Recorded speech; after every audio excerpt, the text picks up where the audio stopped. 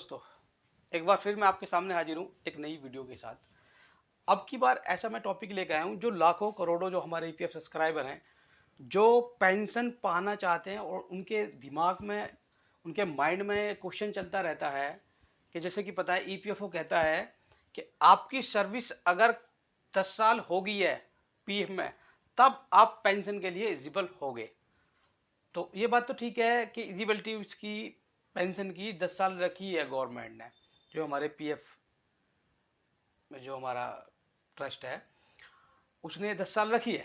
But मैं बात करूं अगर प्राइवेट सेक्टर की, तो आपको पता है तो कंटिन्यू कोई भी 10 साल तो मुश्किल, मुझे नहीं लगता कोई 10 साल, कोई ज़्यादा ही अच्छी कंपनी है तो उसी में कोई नौकरी कर पाएगा 10 साल।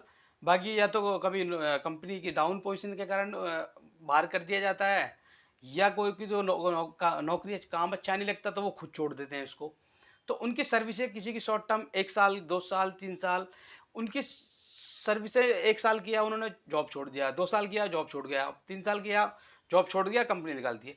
तो ऐसी स्थिति में उनके जो ये मन में ख्याल आता है कि हमारी ऐसी सर्विस कैसे 10 साल काउंट होगी, वो ये बनता है क्योंकि ईपीएफओ कहता है कि आपकी जो पेंशन है वो 10 साल पे होगी, बट आपकी सर्विस कभी 1 साल की है, कभी 2 साल की है, कभी 3 साल की है।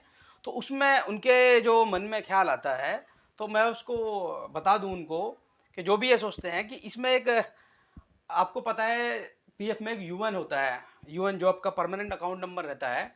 वो आप जहां भी जॉब करोगे, जहां भी आप जाओगे, वो आपका एक ही रहेगा और हमेशा रहेगा आपका। ठीक है, उसमें आपको ये नहीं देखना कि मेरी सर्विस 1 साल की है, 2 साल की है।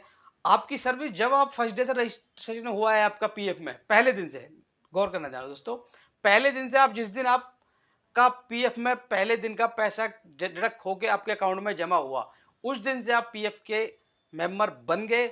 और आपका बीच में चाहे गैप 2 महीने का है, चाहे 2 साल का है, चाहे 3 साल का है, बट उससे कोई फर्क नहीं पड़ता अगर आपका यूएन नंबर एक है।